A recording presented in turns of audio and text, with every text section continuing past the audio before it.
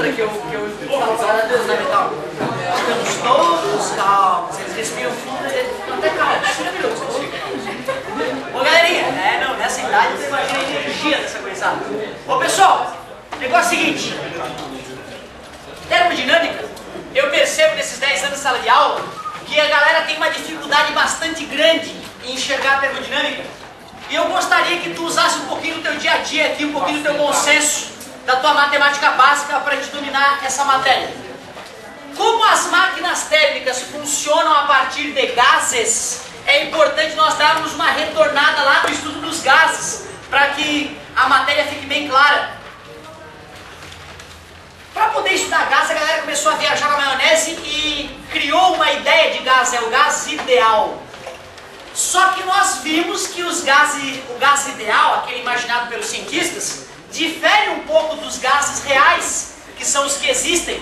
Porém, se a pressão for baixa e a temperatura alta, esses gases reais se comportam como os gases imaginados. E aí são chamados de gases?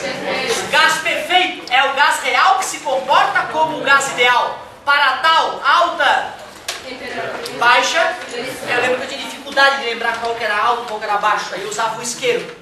O isqueiro está líquido lá dentro. Aquele gás ficou líquido, GLP, lembra? Gás liquefeito de petróleo. Por que ele ficou líquido? Pressão é alta, então não pode ser pressão alta, porque pressão alta deixa o gás com cara de líquido, eu não quero. Então é a temperatura que é alta e a pressão é que é baixa. Legal. Quais são as variáveis do estado de um gás? Temperatura, pressão. Qual que eu tenho que ter cuidado? Temperatura é a única que tem que ser sempre em Kelvin. Bonito. Peraí. Tem duas propriedades os gases, a e a compressibilidade e expansibilidade. Obrigado. Mas peraí.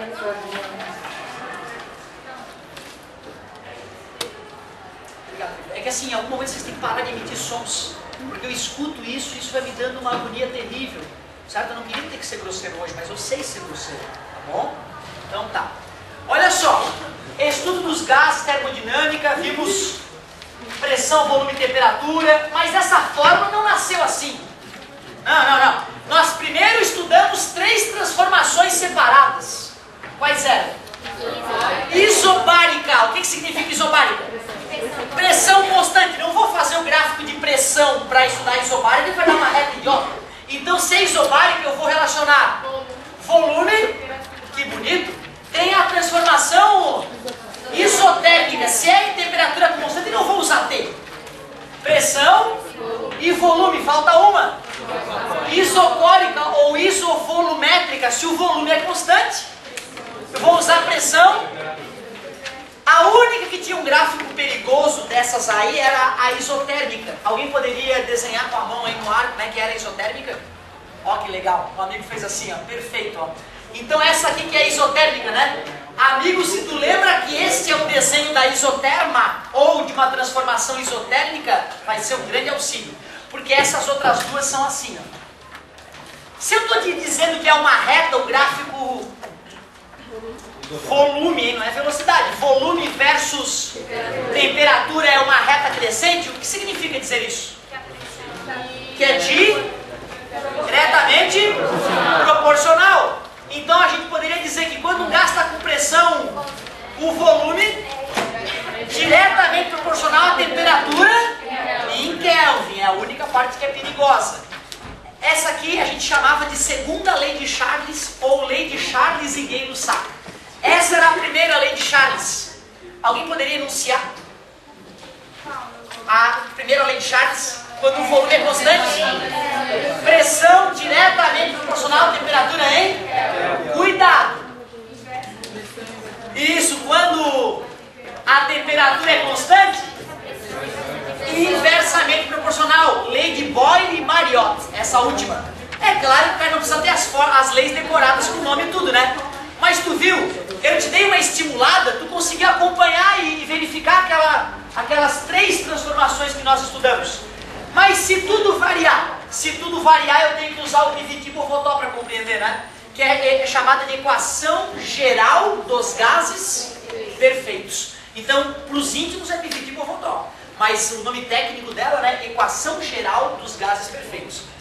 Qual é a diferença marcante entre o PV de Bohotó e o PV igual a NRT, equação de Clapeyron? É porque eles têm variação em todas as variáveis. Na outra era uma situação inicial e uma situação final. Tinham dois volumes, duas pressões, duas temperaturas envolvidas. No PV igual a NRT é uma pressão só, um volume só, uma temperatura só. E quem é o N? Número de mols da química. Alguém lembra como é que se calcula o N? Pega a massa da substância, divide pelo mol. Como é que se consegue o mol de uma molécula? Vai na tabela periódica e faz a continha. H2O, hidrogênio é 1. São 2 hidrogênios, 2 vezes 1, 2. Oxigênio, por isso que a molécula grama da água, 18 gramas por mol. Tudo bem? Então a química aqui pode nos incomodar também se a gente tiver domínio dessa parte. Legal. Então fizemos uma breve revisão dos gases. Por que que isso é indispensável? Porque as máquinas térmicas funcionam com gás. Vamos relembrar como é que uma máquina térmica funciona? Me ajuda aqui, ó. Primeiro eu vou fazer o cilindro, com esse nome porque ele tem um formato cilíndrico. Aí tem que ter o pior, que bonito, poderia chamar de êmulo, mas pistão fica mais técnico ainda, legal. Que incrível, né, cara? Quase toda a máquina térmica, as turbinas são diferentes, né? As turbinas não têm cilindros, né? Mas os motores, quase todos os motores térmicos são feitos com essa estrutura, o cilindro e o... Legal, o que tem aqui dentro? Gás. Ele já está quente, esse gás? Não, né? Porque eu vou aquecê-lo para que com o aquecimento ele se expanda, não é isso? Então eu vou jogar uma certa quantidade de calor para o gás, as moléculas ficam mais agitadas e se expandem, empurrando o êmulo para cima, que realiza trabalho, que bonito, trabalho. Mas infelizmente, a cada 100 pila de energia que a gente bota nos motores atuais, só 30 de trabalho. Que sacanagem, quer dizer que os outros 70% de energia ficou preso dentro do gás. O gás absorve. Nada mais justo de chamar isso de variação de energia interna. Interna porque ficou dentro. Por que é delta? Porque o gás, por mais que ele estivesse frio inicialmente, ele já tinha energia, né? E aí ele tinha uma certa energia, aí passou para mais energia. Eu quero saber quanto de variação de energia ficou presa dentro dele. Por isso, no final, menos inicial. Energia não se cria, energia não desaparece, energia só se transforma-se conservando. É o princípio da conservação. Se eu joguei uma certa quantidade de calor, uma parte se transformou em trabalho e a outra parte fica presa dentro do gás. Variação de energia interna. Tem que saber que é interna esta energia. Esta relação que eu acabo de reapresentar para vocês é conhecida como primeira lei da... É isso aí, primeira lei da termodinâmica. Essa era aquela energia cinética? Essa energia interna 1 é a energia cinética das moléculas. É importante lembrar que a energia interna do gás tem a ver com o movimento das moléculas. É a energia cinética das moléculas. Parabéns. Você agora não tem dificuldade de aceitar que as moléculas absorvem a energia e depois no nosso Legal, olha que interessante a colocação do colega. Ô professor, eu entendo que a molécula quando recebe energia fica agitada, mas depois que ela se acalma, eu não sei para onde é que essa energia vai. A tua pergunta foi muito legal, porque foi uma pergunta didática para quem quer aprender. Parabéns, garoto. Galera, se tu tá imaginando as moléculas do gás vibrando, não é uma só, né? São zilhões, né? Para tudo que é lado, concordam comigo? Sim. Imaginem vocês que eu pudesse pegar essa sala, fechar sem ninguém nela e pegar uma bola perfeita. Uma bola que tu solta ela dessa posição, ela quica sem fazer barulho e volta para a mesma posição, eternamente. Existe essa bola que quica perfeitamente? Não. Não. Qual é a coisa mais próxima de uma bola dessa que existe? Uma molécula de gás. Tu vê, não existe nada. Uma bola de sinuca, uma bola de tênis, até aquela bolinha do Paraguai que quica pra caramba, sabe aquela? Até ela perde feio para uma molécula de gás, porque as moléculas de gás, tu pode aprisionar elas no recipiente e elas vão ficar para todo sempre, sem perder energia. Não quer dizer que a bolinha está toda hora se chocando sem perder nada de energia, né? Por que não perde nada de energia? Tem a ver com a eletrosfera, né? A eletrosfera, que é aquele escudo Jedi vibrante invisível, lembra? Ela é um elástico perfeito. Ela se deforma e quando ela volta para a forma original fica idêntica ao que era. Beleza? Mas vamos pensar. Eu tô com algumas bolas aqui nessa sala se chocando. Aquelas bolas perfeitas que nem fazem barulho. Tudo bem? Imagina que por um orifício da sala eu arremesse outra bolinha com mais energia que as primeiras, com mais velocidade. Quando essa bola penetrar nesse mundo de bolinhas se chocando umas com as outras, tu concorda que ela vai bater na primeira? E quando ela bater na primeira, ela vai reduzir de velocidade. Porque parte da velocidade dela, parte da quantidade de movimento dela vai ser transferida. Concorda comigo? E a outra bolinha que recebeu o impacto vai se deslocar com mais velocidade, porque ela recebeu a pancada dessa bolinha energética, que vai bater em outra. Que vai bater em outra. Concorda comigo? E depois de alguns minutos, o que eu vou perceber com a agitação geral? Aumentou um pouquinho, porque eu acrescentei uma bolinha a mais só energética. Concordas comigo? Ou seja, o que aconteceu com a energia daquela bolinha que entrou mais energética que as outras? Foi transferida de tal forma que como todo mundo se chocava com todo mundo, no final cada bolinha ficou com um pouquinho mais de energia. Ou seja, não é que a energia da bolinha que chegou desapareceu. Foi por choque mesmo, uma foi se chocando com a outra e foi se estabilizando numa situação um pouquinho mais energética. Então olha lá, usando essa analogia, vamos voltar aqui.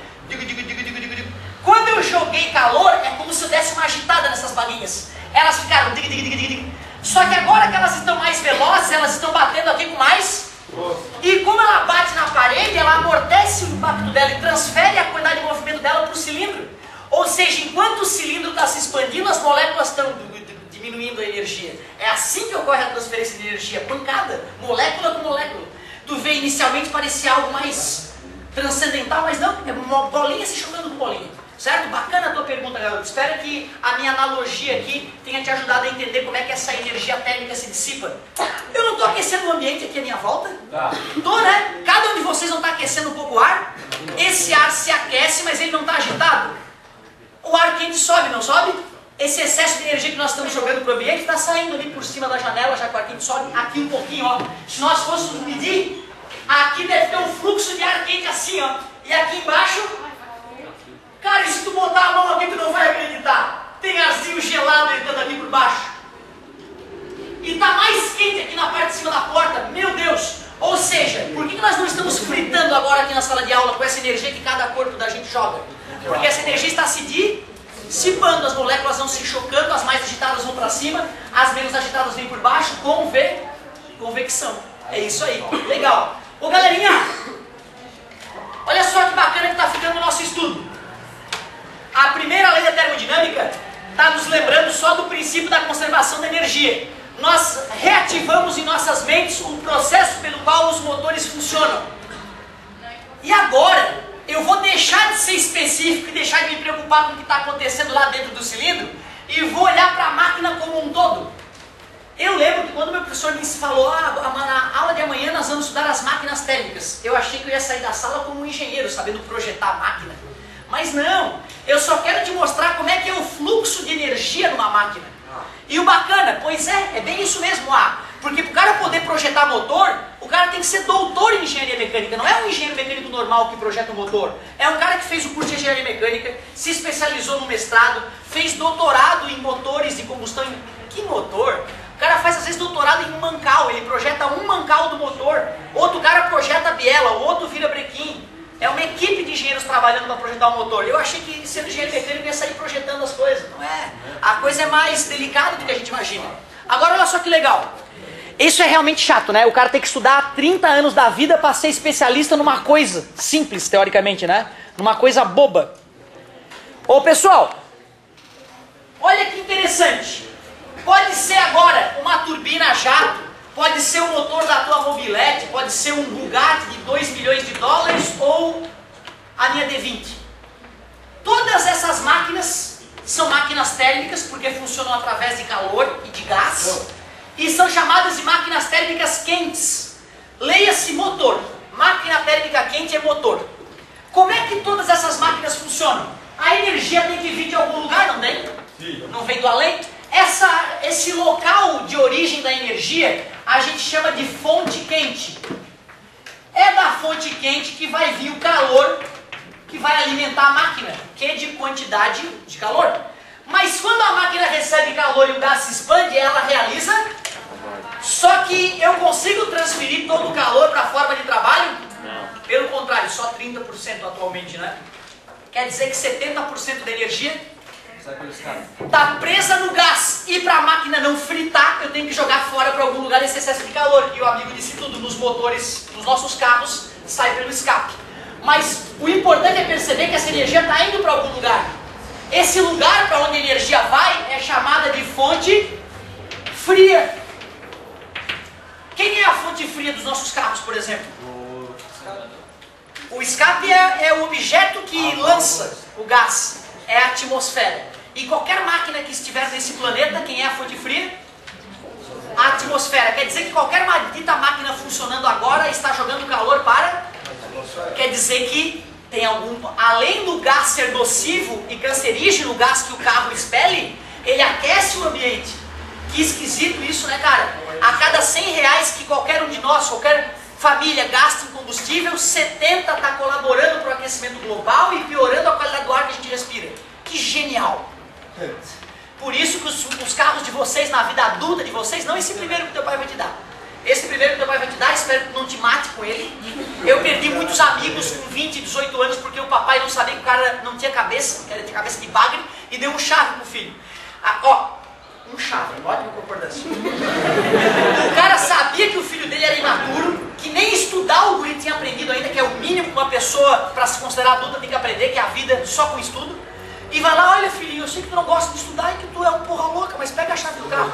O cara vai comemorar, toma todas na esquina e em vez de se matar sozinho, mata a gente inocente junto.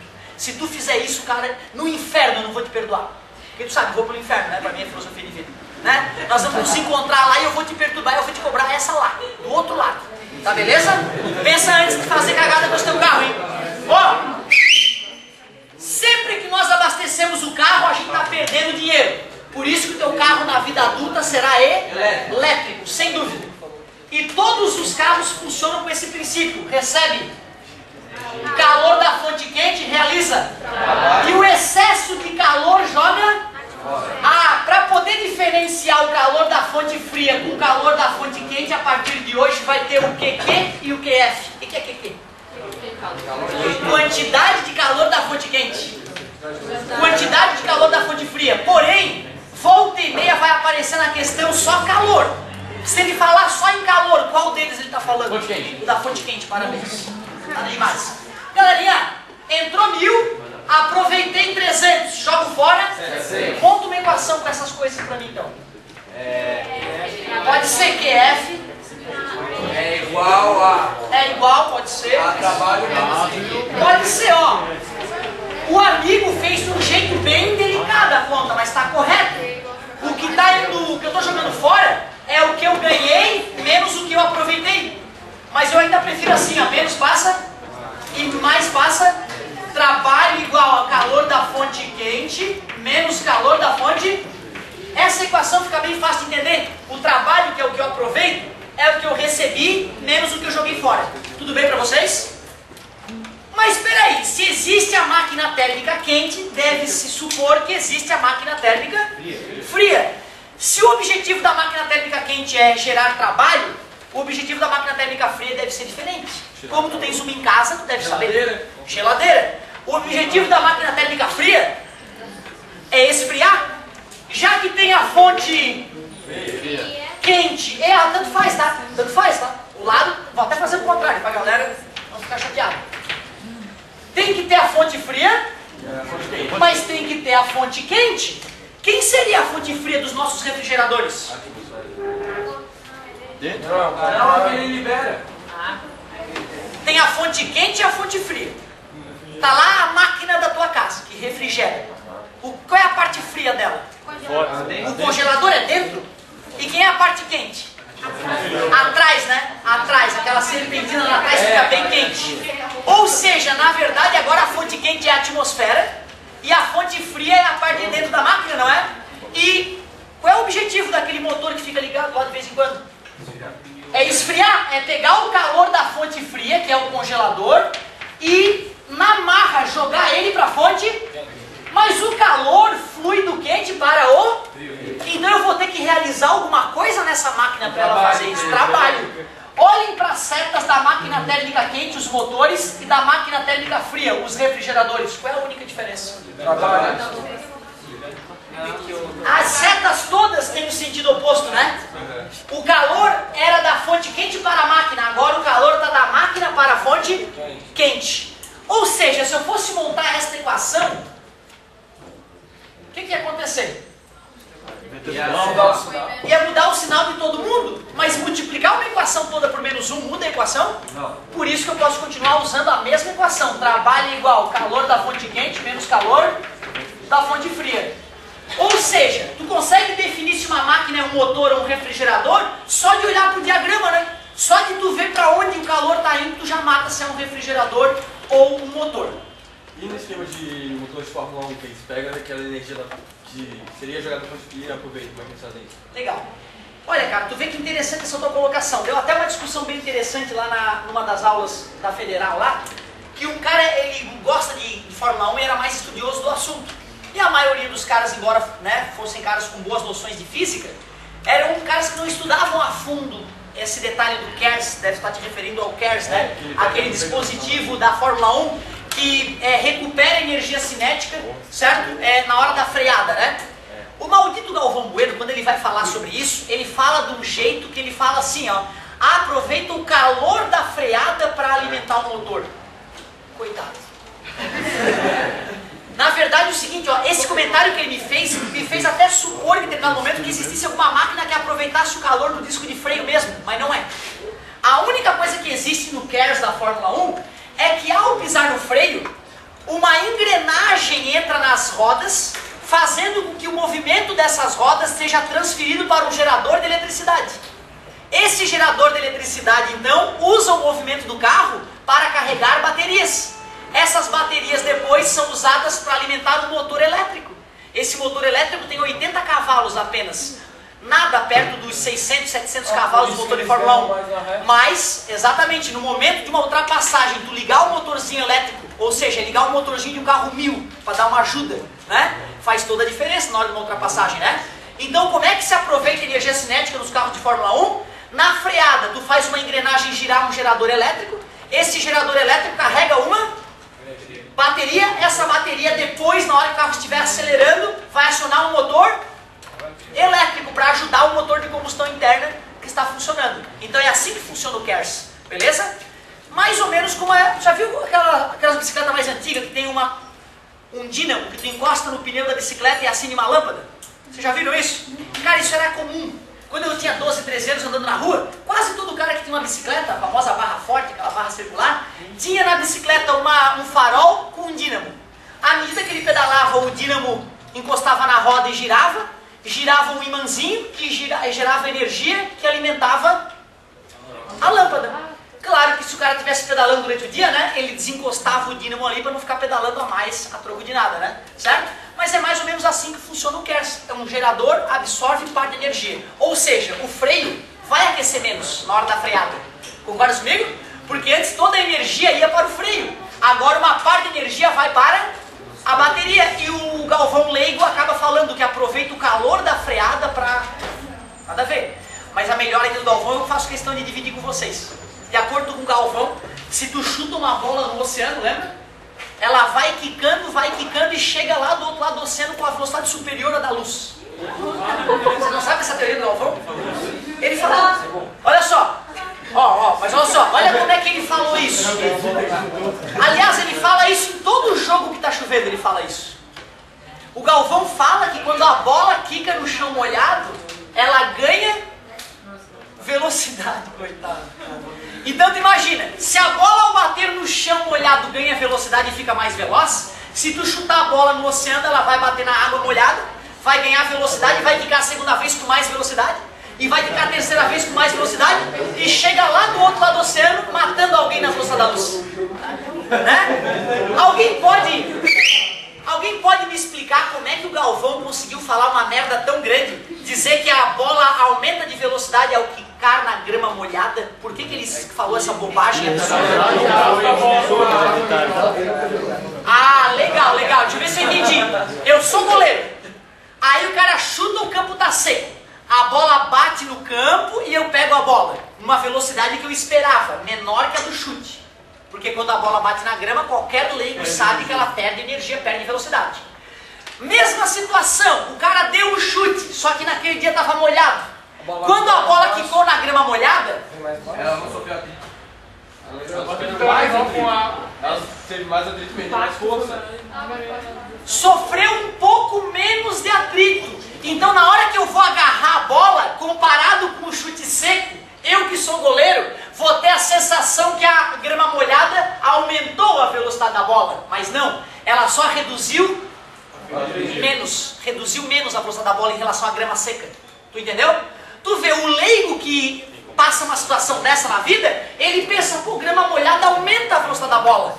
Mas não é isso, ela só reduz menos. Concordam comigo? Pra tu ver, cara, mesmo os caras teoricamente bons falam merda toda hora do ponto de vista físico. Se tu não estiver ligado, tu engole aquilo e acaba aceitando aquilo.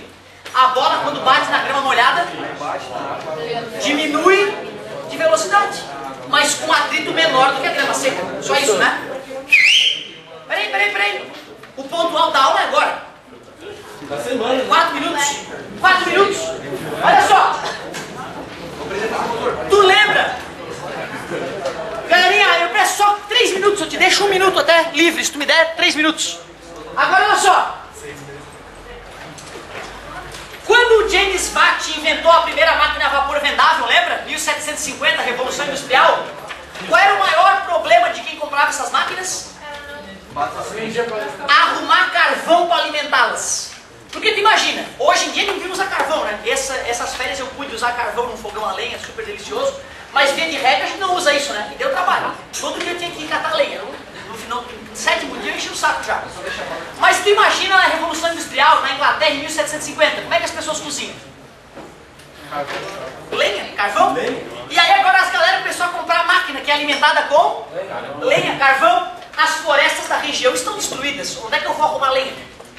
Putz, vai ter que ir lá na PQP buscar lenha. Acabou ficando? Lógico. Então quem comprava a máquina no começo estava super feliz. Depois já estava puto da cara porque estava gastando muito grana com combustível, que no caso era lenha. E aí o seguinte, ó, o pessoal começou a se preocupar com o rendimento das máquinas. Só por curiosidade, como é que se calcula o rendimento de uma máquina? Tu pega o trabalho realizado e divide pelo investimento que foi aplicado, que é a quantidade de calor. Quanto é que dá isso nos carros atuais? 0,3, que é a mesma coisa que 30%. Legal. Só que teve um cara que começou a estudar esse fenômeno. Ele começou a pensar, como é que eu devo fabricar uma máquina para ela aproveitar o rendimento da melhor maneira possível? Foi o safado do Carnot que descobriu isso. Primeiro, com a revisão de hoje, que curva é essa aqui? É uma isoterma. Se eu faço outra isoterma aqui, temperatura maior ou menor? Quanto mais afastada do gráfico, maior a temperatura. Então a curva A tem uma temperatura maior que a curva B. Dois corpos com mesma temperatura, um do lado do outro, estão em equilíbrio? Tem troca de calor? Se um tiver a 10 e o outro a 10,00001 grau, é grande ou pequena a diferença de temperatura? Grande ou pequena a troca de calor? Pequena. Tu concorda que se eu saio de uma região quente e vou para uma região fria de maneira rápida, vai trocar bastante calor, né? Um corpo estava quente, o outro está frio. Mas se eu vou passando de uma região quente para uma região fria, de maneira sutil, aos pouquinhos, tu concorda que vai trocar bem menos calor? Essa transformação, que é uma linha sutil entre duas iso, é chamada de transformação adiabática. O que significa adiabático, vocês lembram? Não troca calor. Que transformação é essa aqui, galera? Ó. Adiabática. O Carnot provou para o mundo que a melhor maneira de aproveitar a energia de um gás é realizar esse ciclo. Eu te pergunto, essa figura tu vê todo dia? Não. A partir de hoje, olhou para essa figura, Carnot, olha lá o Carnot. Não é uma figura... Ô Carnot, cuidado, hein? Tu não vai confundir com